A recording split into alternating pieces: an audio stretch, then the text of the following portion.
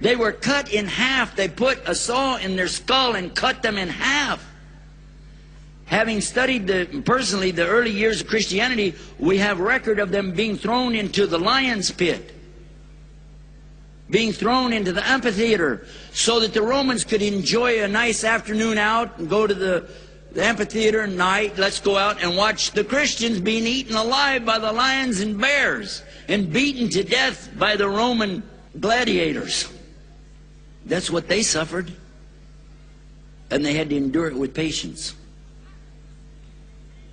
So this has to be understood in the way that it came. After they had moved to Yathrib, which is years of patience that they waited, then the verse comes and orders them to do what? Combat. Yukatilu. Combat.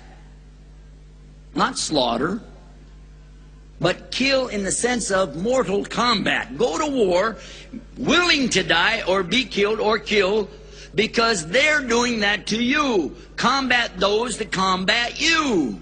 That's the kind of kill that's being implied in the verse here with the word qital. And by the way, the word jihad is not in these ayahs. It is not. Jihad is a very wide word and carries a heavy meaning. But here, particularly, qital is talking about mortal combat. The very same thing that Mr. George W. Bush ordered when he sent people out to Afghanistan and into Iraq is mortal combat.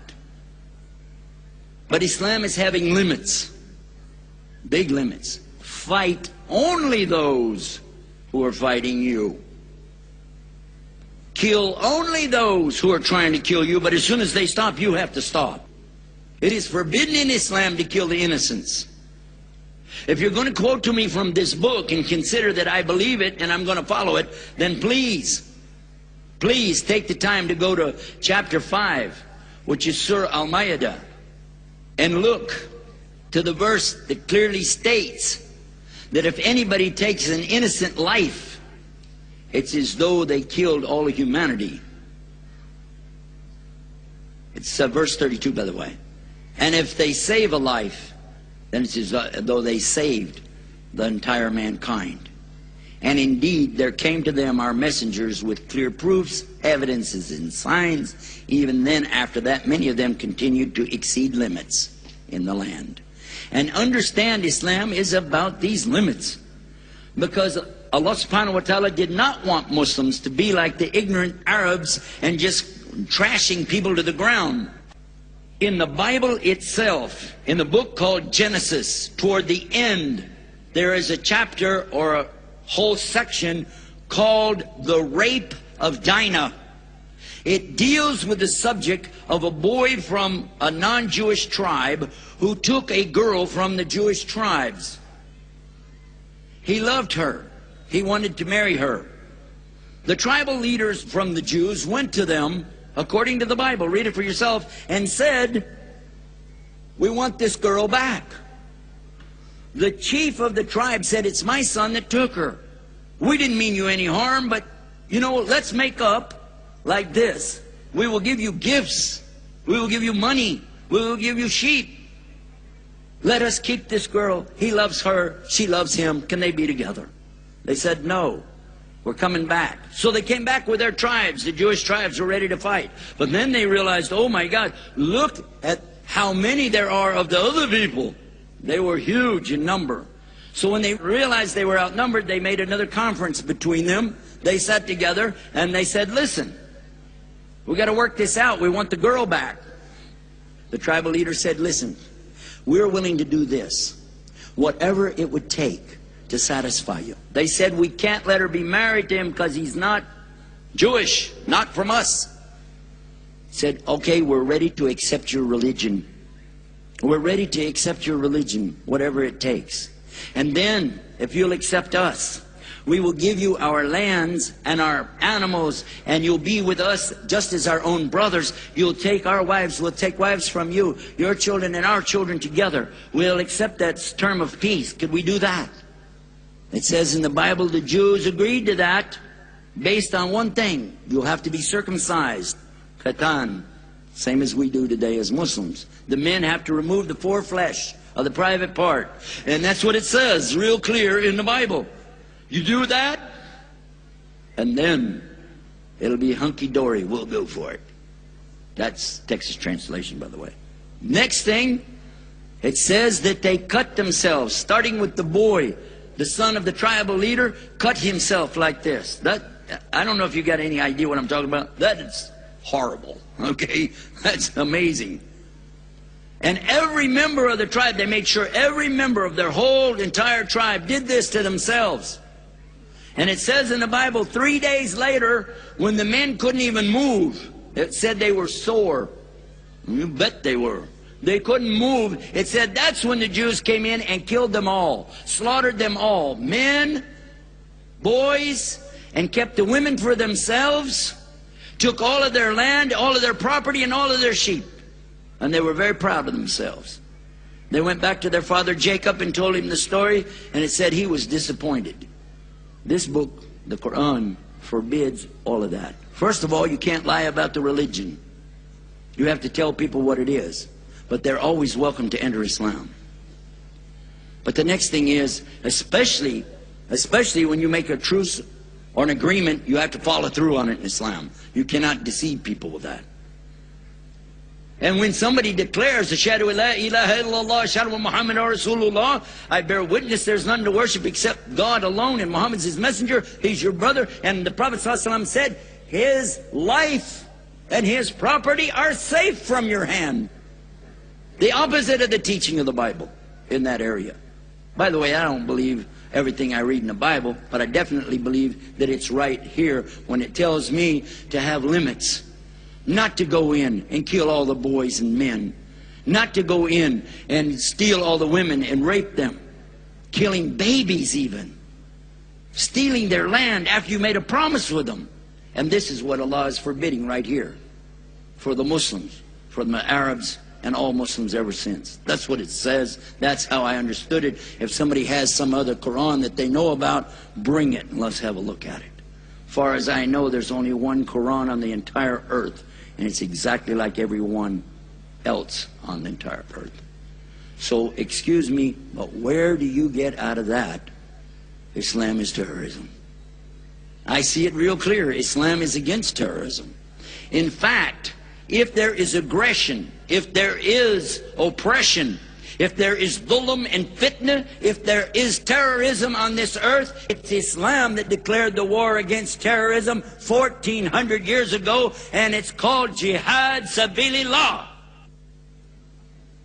This is not a subject that we're going to cover all the details in one short speech. But it is definitely a message that has to get out to every Muslim first, and then every other person on this planet. You may ask yourself, why did you say Muslims? Because my brothers and sisters in Islam, it's too often that I hear Muslims apologizing for Islam. Allah will never accept that.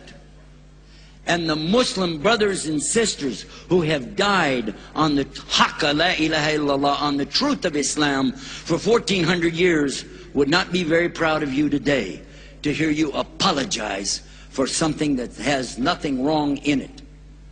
Until we stand up for what real truth is and show people the beauty, the sweetness of the deen of Islam, the power that Allah gives to the true believers. Until we do this, we're not living up to it. The people can't see it.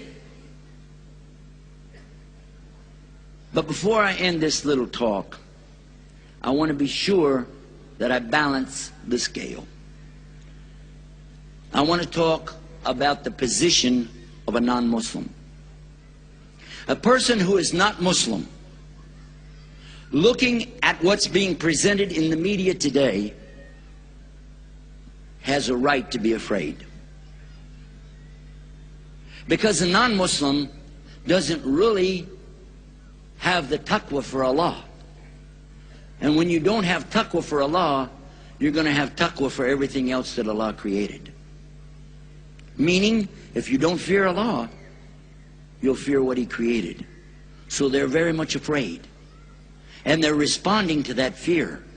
And until they can understand real Islam, they'll continue to do what they're doing.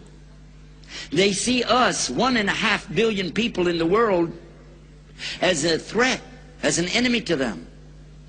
Because we have not lived up to the message. We have not presented Islam to them correctly. And therefore they fear what they don't know and what they don't understand. And that's logical. People always fear what they don't understand. Who is going to carry this message to these people? Huh? Are we going to go to Madison Avenue?